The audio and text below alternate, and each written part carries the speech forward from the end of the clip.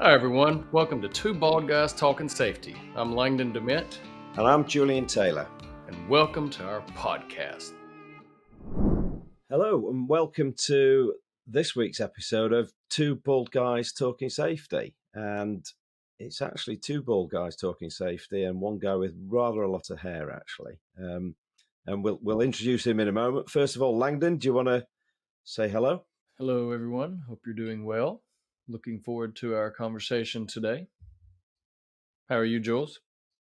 I'm good. I'm all good. We're joined today by a guest. I met this chap a while ago now, a few months ago, and we were talking together on a panel at a safety show in Manchester, and we just seemed to click. We got on pretty well. We both like talking about sort of maybe some more contentious issues around safety and how we could do things differently.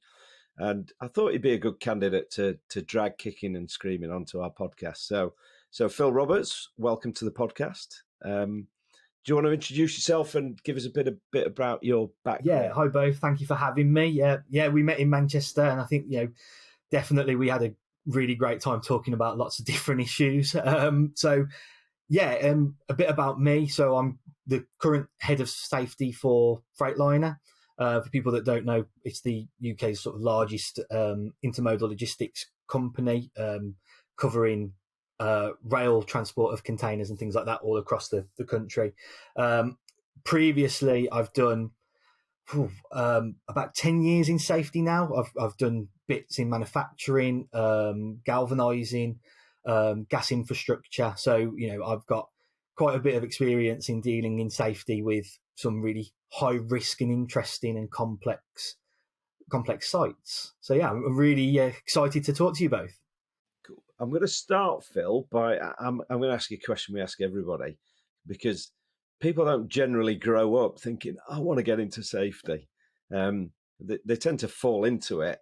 So what was your journey, Phil, to get you into safety, into where you are today? Absolutely. So again, I wasn't the person that you had the little safety inspector on a railway track trying to pretend to be that person. So did a few jobs when I was younger. I was in catering and shop work. Found out I was going to become a dad and decided you need to go and find a career. At that point, I went and started doing an engineering course and really wanted to be an engineer, a tool setter, or a gas engineer, something like that. And during the course, a lecturer came up to me and said, I think you'd have a really good opportunity. There's an apprenticeship, a sort of a junior role here.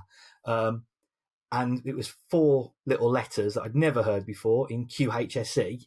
And I just thought, give it a go. We'll see how it happens. And yeah, that lecturer was the one that sort of gave me that into the world of quality, health, safety, and environment. And as I started in that company, just fell in love with health and safety. It's such an amazing career. It's got such diversity of thought in it that I just think it's not given the credit that I think.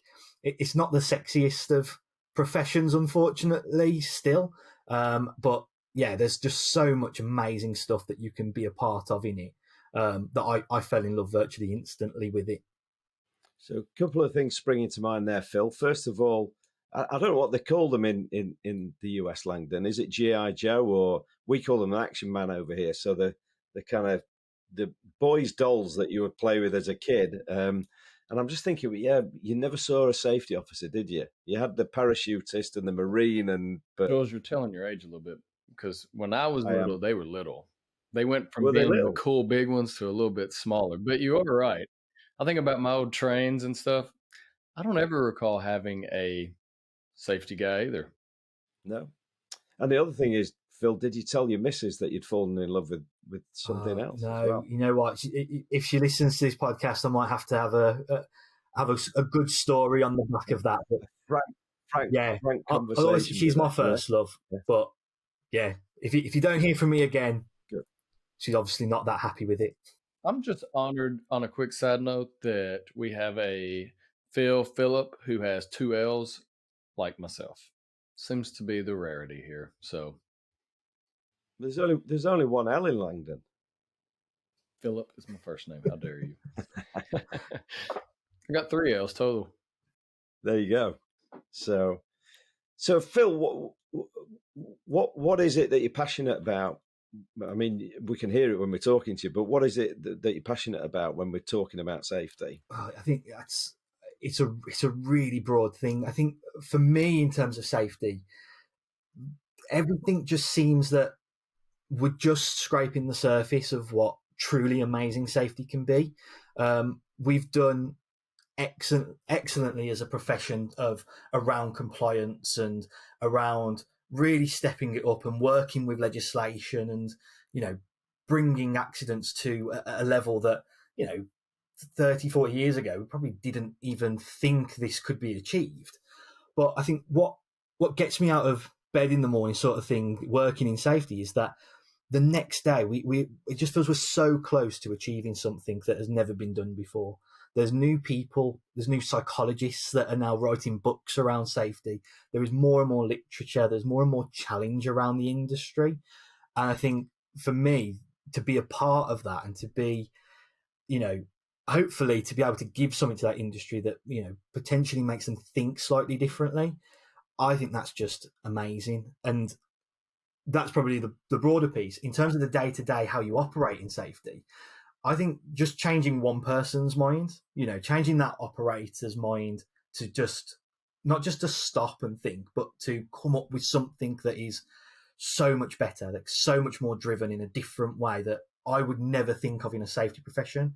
Seeing that CEO or that director have that one conversation that just unlocks something else in another person, that for me is where the safety profession can really start to evolve and develop. We're seen as leaders now. We're seen as people that aren't just those people with the clipboard. We're part of the conversation, and that for me is just one of the most exciting things that we can be. How do we turn safety from compliance into something that can be a true catalyst of change within business and industry? I mean, you touched on the clipboard there. We always like to talk about the clipboard, but it's how do you change that perception of safety, isn't it? And I think, I mean, we've got a podcast, but it's great to see people like James McPherson and Simon Jones and Karen Hewitt and Diane Chadwick Jones, but people who are sort of actively out there making a noise about safety now and doing it in a slightly different way, and like you, trying to challenge the norms. So you talked about leadership there. What are your thoughts in terms of how do we change the leadership behaviours? I think we have to recognise fundamentally the leadership behaviours of people want to be safe. I've never met a director, a CEO, or someone that is a traditional leader and gone, I really want to see people get hurt. It's just not in our makeup. We care for people. That's genuinely how we do it. Even people that are highly successful and are driven and have got this point, they've done it through people most of the time, and they've still got that genuine care. And I think actually recognise that in safety. There's so many times where we think of people as being a blocker or not having the same passion for safety as we do. Well, yeah, they may not have as much passion for the law or compliance, but for their people, I doubt there's many people out there that don't share that. So in terms of when it comes to, how do you just change that perception? Well, get rid of the clipboard. It sounds really simple, but to have these conversations, but try and remember your own biases. Try and remember that you're not talking from a position of safety, because safety doesn't really exist. Even though that head of safety person, that safety advisor, safety director, they're great titles. They've got great abilities of change and respect in organizations. Safety is a bit of an abstract concept. What they're doing is managing the outputs of lots of different people and indirectly managing it. That's what makes it so difficult. We can't just go in and tell people you have to do something like this, because they'll most definitely go the other way.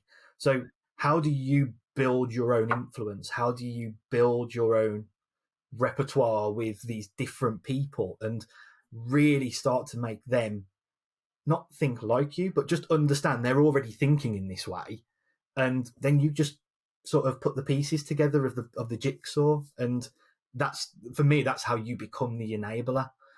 Well, and I think that's spot on, because if you think about it, and it's the same in the States as UK, we, what, 30 years ago, we were still seeing pretty drastic improvements or reduction of incident rates, things like that, even fatalities. And we kept going down. Well, then realistically, in the last 10, 15 years, we've plateaued. You see little improvements here and there. I mean, throw the C word. We don't like to talk about the C word. Couple of years there, COVID, just because that kind That's of, COVID. yeah, sorry, it's skewed. I mean, realistically, it skewed a lot of numbers. So that's challenging to talk about from an infectious disease standpoint, and contraction and all that. But you saw an improvement. But then the last few years, we haven't seen those same improvements, and sometimes fatalities go up. They fluctuate, but I'm intrigued to see, since you've come on, because we're roughly been doing health and safety about the same. I think I might have a couple more years on you, but roughly the same amount of time. From your experience, where you've seen, what have been some of the changes? Have you seen many organizational changes in where you've worked and who you've worked with? Do you think that maybe that's an area that it's more now going towards the human performance or the employee standpoint? Or are you seeing it? Because we talk all the time. It seems like, the Todd Conklins and Sidney Deckers, who've kind of been pushing so much.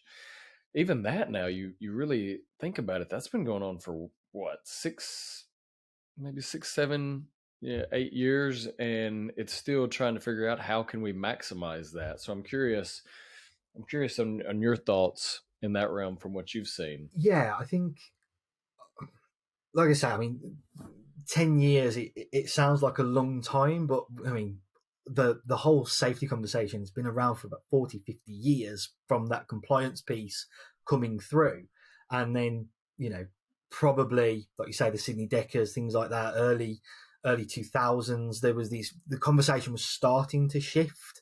There's these conversations, around safety one, safety two, all these conversations are happening. I think what you can start to see now with that, I talk about that sort of that next iteration of safety, that next evolution, is that we're actually starting to understand not the faults of what's come before, because actually, like I say, it was very successful. It's brilliant in terms of what it achieved, but actually just that we can do things differently. And, you mentioned the different speakers, Clive Lloyd, James McPherson, and all that. They're starting to have these conversations. I think podcasts are really starting to help get that message out.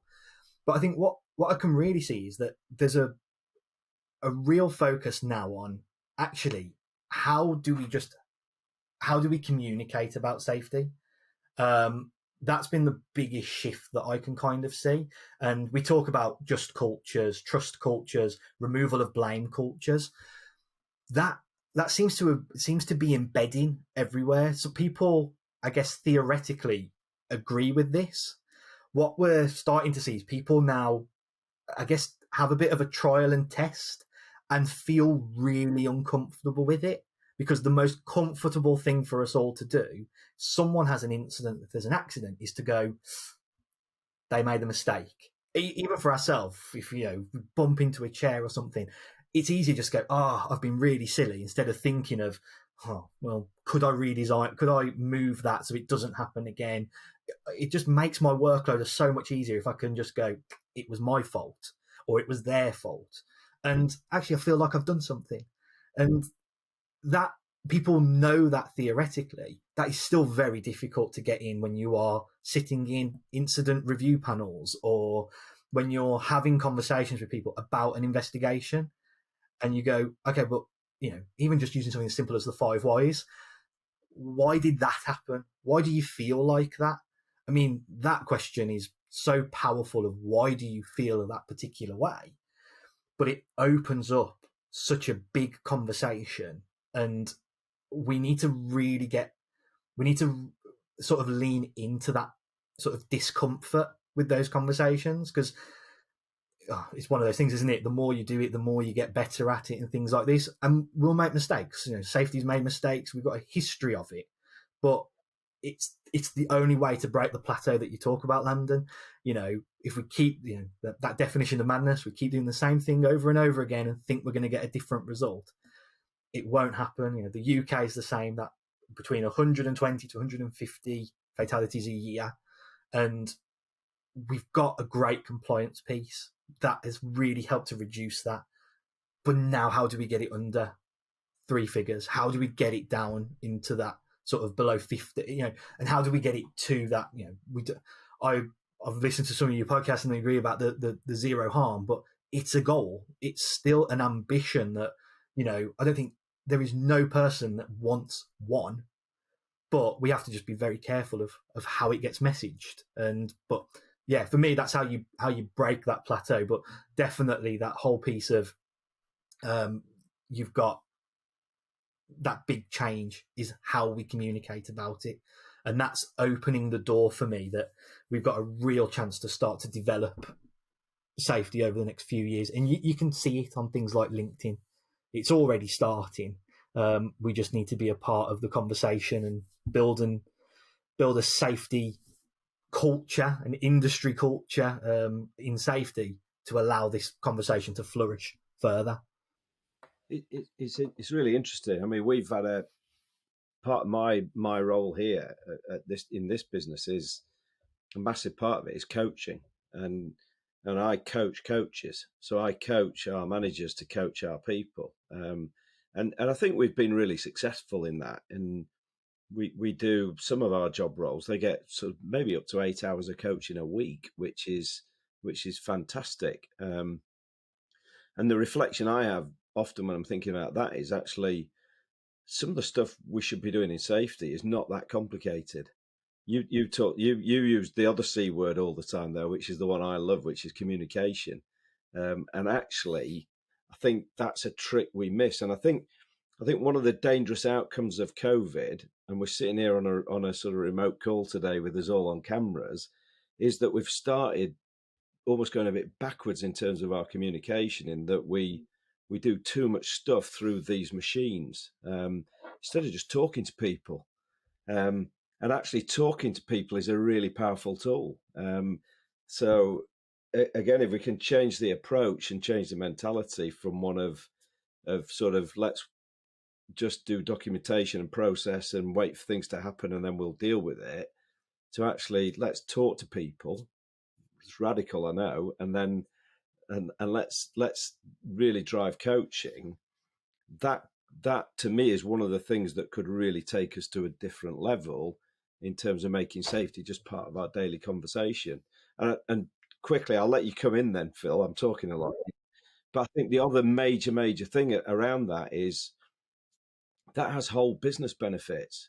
So I think about sort of actions and reactions, and regardless of what it is in a safety in a business, whether it's safety, whether it's business process, whatever it might be, if there is a negative reaction to things, that is going to define the actions of people in the future.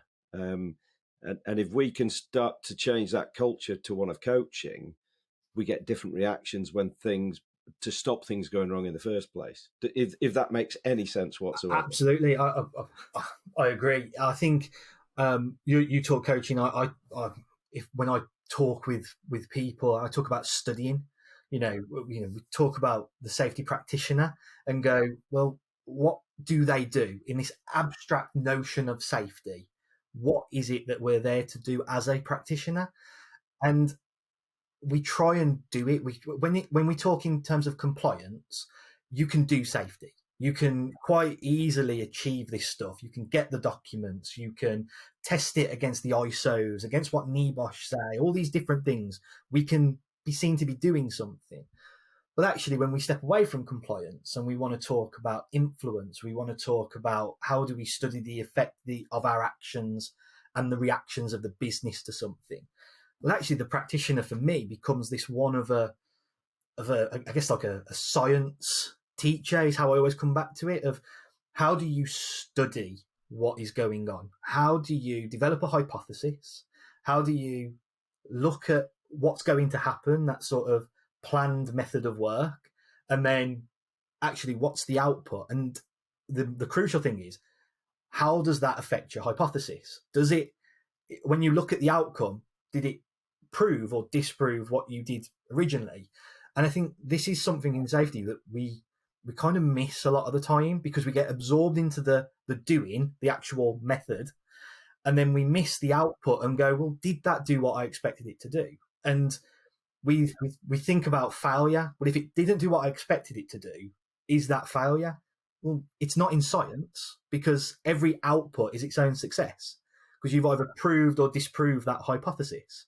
So even if you've disproved that hypothesis, it's still a result, it's still an output. And I think that for me changes the conversation around safety again.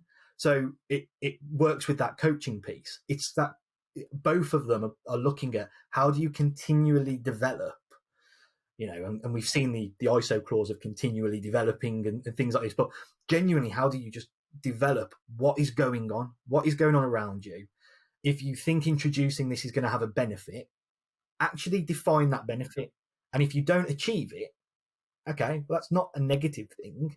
That's just a thing that has happened. Now, do I want to accept it, or do I want to go again with a new hypothesis? It's just changing that dialogue around failure and around, how do we do something? Because really, as a practitioner, we don't really do safety. It's our operations. It's our people at the sort of the sharp end of risk. They're the ones that are going to do it. They're the ones whose actions are going to actually affect the figures and things like this. Safety practitioner, a lot of the time, isn't going to be that person. And just thinking of it slightly differently, is one of the things that I'm hoping that, the teams I work with, and, that's what I want them to take away from it. Every change isn't a failure, it's change. No, I was going to say, and I think that's a great point. And it is a challenge, right? We've seen you try to create more camaraderie. There you go, Jules. You try to create get that word.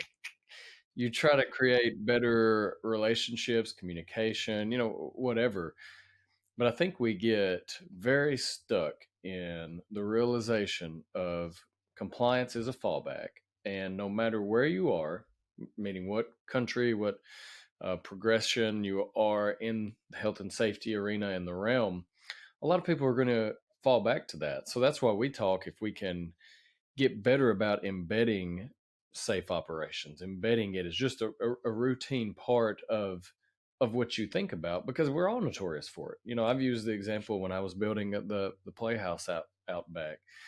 If I didn't have my glasses, it was 100 degrees some days when I'd get a chance to go out there. If I didn't have my safety glasses, just, all right, I got to get through this, and I think as humans, we know where we can deviate to acceptable levels. And I wonder if, a friend of mine, he's big into that aspect of looking at critical elements and thinking about it from that. And if we don't really assess to think about, are we minimizing any adverse risk?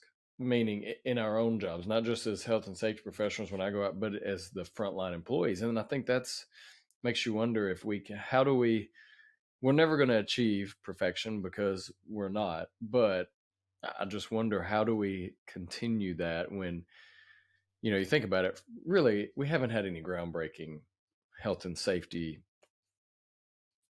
in a while. So now you have to start thinking, how can you embed it better? Which to me just goes perfectly what you're saying, really. Yeah. And I guess the question is, will we ever see health and safety be groundbreaking? And actually, should we be groundbreaking? It's going to be business innovation that is groundbreaking in safety. Someone will, my my dream when I was a child. I want that engineer is going to come up something so amazing, and even in the world of like sustainability and things like this, that person who can extract carbon from the air and use it for something else, that's the person that's going to really revolutionize what we do. So what we need to build is the environment for that thought to flourish. I don't want, and in every business I work in and every conversation I have, I don't want safety to be this thing that they can't prod and poke. They have to be able to, they have to be willing to challenge it. They have to be willing to find a better way, but not just in that thing of, oh, well, you've got the safe system of work. Just tell me what's going on. Tell me what's wrong. Well, no, because that's not how we work. If you take an engineer or you take a frontline worker out of their world where they're thinking about the risk, well, that's probably the safest place for them, because they go, well, no, I know how to do that properly. I can do all of this stuff. They realize the risk when they're in that moment going, how do I do this? And how do we capture that better to really understand it? Because that person could be the next idea that revolutionizes safety in that industry. I don't, like we spoke about, these great people talking about thought leadership and safety leadership, and even what we're talking about now, it's not designed to be the thing that prevents that last thing. It's not going to come up with that sort of golden egg that we're all going to be able to show and go, this is amazing. There is someone, I genuinely believe, there is someone in every operation that has that eureka moment. And that's where this building of that, the safety culture is so paramount for me. How do you empower those people to share and really challenge what they know, what they do? We don't want them doing anything dangerous, and obviously we don't want them to get hurt, but we have to have a culture of challenge, and we have to have a culture of mistakes, because that's where we learn the most from it. And that comes back to that piece of why are we looking at getting rid of blame? Because that just makes mistakes more human, which is what they are. So for me, that's really key. How do we get those people, those magnificent minds that work on that day-to-day operation, to actually just be that next inspiration for us all? Because we have the catch line in safety. It's them. We've got to work with them and do that. And then we give them a safe operating system that tells them exactly what to do, how to do it, and they go, okay, great, because a manager's written it or a supervisor's written it, and they're going, okay, great, well, I'm not empowered to have that conversation now. And you don't need to think. Exactly, because that's what you do. Go back to the risk assessment, go back to the safe operating procedure. Okay, but that person, especially in complex, high risk environments, they're very highly skilled. These frontline workers, their minds are amazing for the task that they are doing. So why not let them revolutionize those tasks? And then actually it makes our job more complicated, because there isn't that tangible thing we can measure, but it also makes it a bit more defined. Everything I am doing is to promote that thought process, is to promote that conversation with people. And again, maybe for myself, that's where I get that really great feeling, seeing those people just start to raise things and go, yeah, this is amazing. And our job then comes to capture it and share it and really start to make use of it across a wider audience. No, I totally agree, because that's right. I mean, that's the thing. How do we better embed it so that at least when everyone is doing their operation, it's in the back of their head? I mean, to me, that's kind of that silver lining of, we talk or joke about it. I get up 5 rungs on a whatever 8-foot ladder. I'm on grass.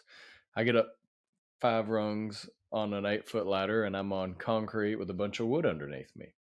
How often do you think differently about stuff. And that's, I mean, again, it's hard to make everyone always consciously to doing that, but that's, how do you just ingrain it better? Because it's easy to say, I'm doing what OSHA's telling me to, I'm doing what HSE's telling. I mean, it's easy to always say we have the right, we're within our time weighted average for a sampling, or whatever it is.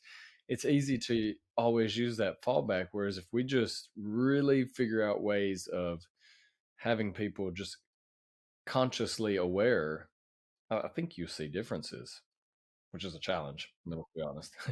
I agree. And when you talk about, work at home and work, the only difference is the legislation. And actually, I think we get a little bit hung up on this thing with our employees that, or anyone that, well, you operate the same as you do at home. Well, yeah, you do, but that's the problem, because when you're at home, I'm not thinking of the work at height legislation when I've got to reach the corner above my landing, going, oh, this is a nightmare, and things like this. And can I just get there? You have that internal risk perception, which is completely different to everyone. And I know you coach and do this across all different things. Do you find that comes up all the time, that we have this comparison of people at home and in office, when actually fundamentally it's really different just because of legislation?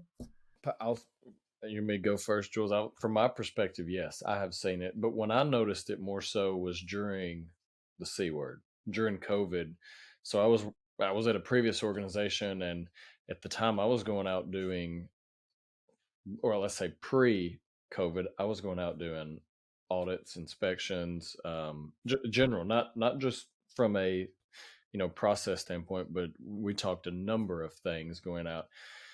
Every week I'd be with, I think it was between 5 and 10 clients. And then COVID hit, and it was, all hands on deck for COVID, for pandemic, for infectious disease, and then everything else fell to the wayside. Well, then once I kept saying, hey, how are we doing with, whatever, XYZ, our incidents? How are we doing with this? And, well, people aren't coming in. Well, you're only one lawsuit. And once that hits, then precedent is set, and then it is what it is. If I'm doing the job and I'm at home, and so it was trying to embed that. So from my perspective, it wasn't. I mean, it was easy to say, well, I've got my workstation set up. I'm able to take breaks. Some ergonomics, whatever. But then, do you have a cord here? Do you have a cord there? You have distractions in the background. Do you run over here and then you have something else blocking? So for me, it was lacking. And then it was up to us to figure out, how do we help implement better processes, better tools, so they can have it. And even when I came here during COVID, and I mean, we're very, as Jules said earlier, I mean, this is what, people rely on now. And I think that we sometimes miss the step of putting the focus on ensuring that our workplace, wherever it is, was as suited as it need to be, and everyone understood how to operate. Just because it doesn't matter if I'm in a heavy industry going out, that's different. But say if I'm at a desk, I'm at a desk anywhere. So how can I ensure that what I'm doing there is the same as here, and then vice versa?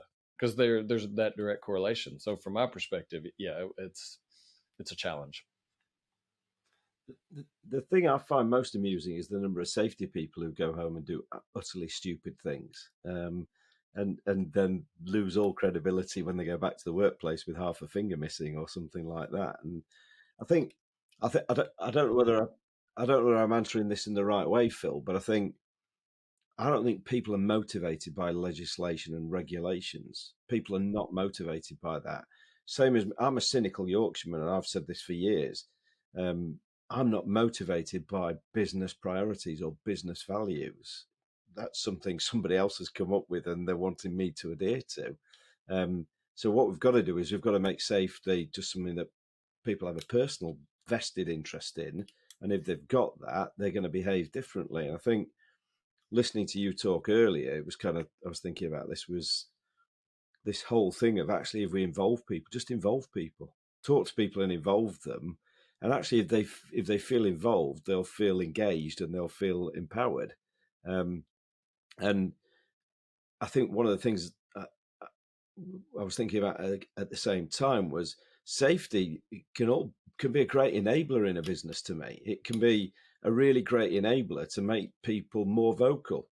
So you talked earlier about people being able to challenge. Well, if we show them that in safety, we want you to challenge. So actually, if you think the risk assessment is ridiculous and it's going to hinder the way that you're doing your job and you can do it differently but safely, challenge us. But once we've done that, it then hopefully creates a culture of I can challenge within the business, and that could be I'm going to come up with better ideas of how we can do things in a more productive way, or in a we can deliver better quality. So actually, I see safety as a real enabler if we empower people, but you've got to trust them and you've got to let them go to a certain degree if that's going to happen, which is difficult. Absolutely. And how do you embed that innovation within safety? We don't talk about other operations of business in the same way we talk about safety. So we don't need a financial culture, we don't need an operational culture, but we need a safety culture. Well, no, we just need a culture of openness, of challenge, of debate. It's not all about coming in, doing the job, and going home. For certain areas, for certain people, it will be that. And we need to find a way to get them and encourage them, but also understand they're not going to be the most vocal in all aspects of things. But absolutely, that element of, if we want people thinking about safety more, probably we need to stop talking about it as a separate thing. It's not this thing. You do have financial departments, legal departments, but we don't talk about them in the same way as the safety team. It's just more embedded. And how can we start to utilize safety in that way? Some examples an example of how we've sort of tried to do that in the past is, if we do audits, do you have non-conformances? How do you use your terminology in an audit or an inspection? So actually the output isn't negative to people. And how do you really define that wording? And that can be specific for the business, because some people will see a non-conformance as not a terrible thing. Some will think it's the worst thing in the world, and they just want to shut down everything. Some will go, oh, that's fine, it's a learning opportunity. But how do you find that wording that is specific for that business, that can really help that business understand themselves better and understand their vision, their values, their business values, how that then gets disseminated? And like you say, Julian, you personally don't get that buy-in from that. I don't myself, but I do have my own individual values that I hold, and that's what I bring into the business. Every person does that, and the business values are a great thing to try and align us to the vision, to the objectives of the business. But each individual has a certain level of value and has a certain level of want and need that we just need to tap into in different ways. And having us as a separate thing that is spoken about, that's very difficult to get people to tap into it when they're not a part of it. In their head, in their mind, they're just not a part of safety. It's this little isolated department that sits on the side, isn't it? And I think that's one of the big things you've got to change. And we talk about safe operations, and it was our CEO who came up with that phrase, and I really like it, which is, it's just part of what we do. It's just, safe operations is what we do. But it's having a sort of different mentality towards it, isn't it? And I think the other thing that you kind of triggered there was, it's always negative, isn't it? You talk about safety, it's always negative. So you've failed an audit, you've got non-conformances, it's about incidents, it's about near misses.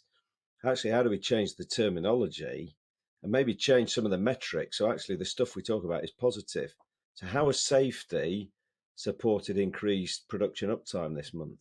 Yeah. And let's talk about the positive safety observations that have been this month and promote the team that has been the safest team this month. Yeah. But actually we start to talk about positives rather than negatives. It changes that perception, doesn't it? Yeah, and again, if you're looking at the safest team, it's not about just highlighting them, because the human nature of that team may not want to be highlighted, and they go, "I'll never be the safest team again because I get put on the pedestal and all that stuff." Understanding that individual's need, but if they are the safest team, why?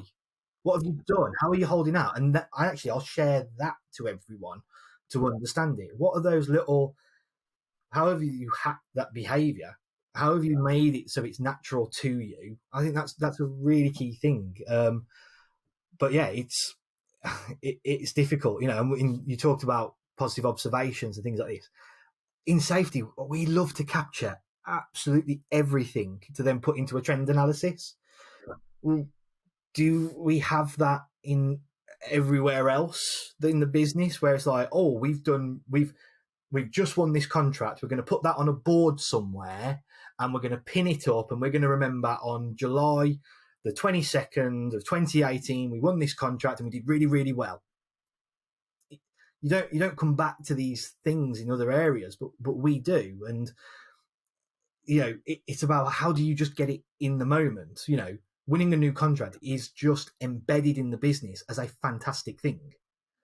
So how do you just get things embedded that change to safety is a fantastic thing, or change to an operation that could improve safety is a fantastic opportunity that someone's gone, I don't need to put it on a dashboard.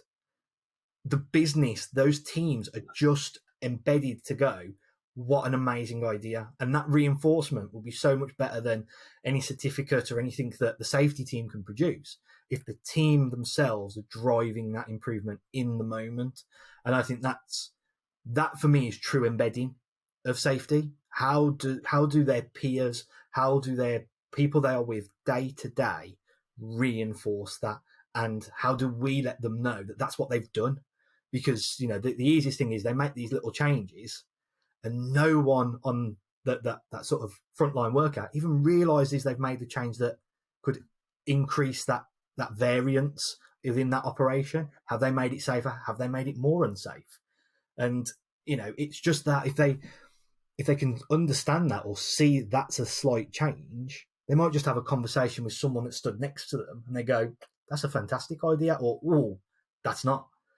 That's going to prevent more accidents than raising it onto the hazard reporting board and doing this stuff. We want to capture stuff that we can make a difference to, but let's let them make the difference. Let's really let these frontline workers be the ones to own and deliver our safety vision, because genuinely they're the ones that are going to make the difference. Absolutely. Yeah. So I'm interested because we always like to talk about real world and sort of tips for people who are maybe in smaller businesses or new to this. What are the things that you've done in your career to help that sort of communication to all levels within the business? Yeah, so I think to frontline workers, and the easiest one to talk about is when you've had an incident and you've got to investigate. The first thing that I'd say to any practitioner is count to 10, take a deep breath, and just wait a moment. Because as soon as you hear there's an incident, your initial reaction is to go. Get involved, get there, see what's happening. Just take that moment and really understand what the outcome needs to be on any one of them. So if it's a slip, triple fall, if it's a minor injury, or it's something major, take that moment, because you're about to enter something that you may not get many more moments like that where you can take that breath. So understand the output first, the outcome, and then start to have those conversations. Always start with a conversation. Don't start with the document. Don't start with the template. Don't send that out first. Always make sure it's the phone call. It's the turn up on the site. It's that, okay, how is everyone first? How is everyone feeling? Work with what you've got, those people there, understand that evidence. You can start to do the data gather, all of the technical things that we talk about. but that is the first thing that needs to happen. Every incident you have to take as an opportunity to build a relationship, because at that moment, those people are they have got the lowest level of trust in safety than they will ever have, because they have just experienced the worst thing. So if you can get that done with the minor ones, I hope, fingers crossed, you never get to the major one, but if you do, you're raising that level of trust with those people. They'll be more open. They'll be more. Hopefully, the guarding that we have is less. So that's where I think it becomes really key, and that's that sort of practical example of close off the compliance bit for a moment. That can come at the end. Work on that, and then I think it's utilising these things of read something about restorative justice. If these people have lost their faith in the process because they've witnessed now this incident, what in your investigation, how can you build their trust and their faith back in the process? Because the process, no matter what, was designed to give you this output. Now, the person might have included some variance in that process that made it more unsafe or less unsafe, but the process is, something within that operation of that process for that moment was perfectly designed to have this output. So that's your focus. That's going to be the goal. Think of people as variants in them. They could have done well, they could have done not well. They're not the blame. The process is that thing at that moment. So those are the two sort of real world. And I don't want to try. I'm really conscious not to give a technical thing, because a technical thing can get put into a document and that then becomes the new tick box that I just hate to see. But if you can do that, take that moment right at the start, understand your outcome, and utilize that moment to build trust within everyone. Because, like I say, it will be at its lowest level. And if you can start to just work that through and get them back onto that side of safety's here to be with you, to be side by side with you, understand you have just experienced something terrible. Even if it's something minor, it's still terrible, because people will go through the blame cycle. They'll go through their own head. They'll feel stupid. They'll feel all these different things. So that for me is the biggest thing that you can remove. And all of a sudden, those interviews, those witness statements just become that little bit easier to get and a bit more coherent. People are starting to tell me something that doesn't make that much of a difference. And then probably the final thing is, when you are ready to come to your conclusion, come to your corrective action, make sure you are looking at people last. Make sure that you have done everything to ensure that that process is perfect. We say no process is, but it needs to be designed to deliver an outcome that isn't the injury. Make sure that is there. Make sure the system, so the system around the process is there. People are trained, they understand, they know when to stop, they know how to do it. Make sure all that's there, and then look at the variance of the person within it and say, well, how did they increase or reduce the risk in here? And I think those three things, if you take that sort of mentality into any investigation, you'll start to find you'll get less outcomes of retraining or briefings, because actually people knew what they were doing. They knew how to operate. You don't become untrained because you've had an incident. So I think for me, that's three key things I'd take in like an investigation point of view. I think the trust piece is I think that just runs through the whole thing for me, Phil, is actually, I was talking about coaching earlier. The first element of coaching is actually establishing trust with people, because most people have got a bit of a cynical streak, and particularly if they've been in a business for a while, and you say, all of a sudden, no, we're going to start doing coaching sessions. Oh, it's just the next business initiative, isn't it? It's the next thing that we're going to do. So it's actually the first thing you've got to do is establish some trust that actually you're there for the right reasons, and actually you're committed to it as well. It's not just we're going to do this for the next 6 weeks because it's the latest business objective or the latest business initiative. So trust is a really critical part to all business processes. I'm conscious of time, because we've we had a bit of a, just to let people into some trade secrets here. We did have a bit of a pre-conversation to plan for this, and we did find that the three of us sort of spoke pretty easily together. So I think that's been a really interesting conversation. I'm pretty sure we're going to ask you to come back again at some point, Phil, so we can carry it on. I'd love to. Any final thoughts from you, Phil? Any final sort of hot tips for people? I've got one question for you, because I've always got one question. You talked about metrics and said don't get too hung up on the metrics. What are there any sort of indicators that you do like to use? You do sort of put your hat on? Yeah, I like to see how often an action is the deadline for an action is pushed back. That for me is a real critical one of not just the deadline, the target date, but actually if we said it was a 2-week thing, normally that's because people think it's either easy to do or it's really important. So has it been pushed back 2 or 3 times? Because now I'm starting to question, is that action worthwhile? Or is it something that people really don't believe in? And either way, I need to review that action. So I think if one metric I'd love to see people start looking at is actually that, not how many incidents and things like that. How many actions have you pushed back?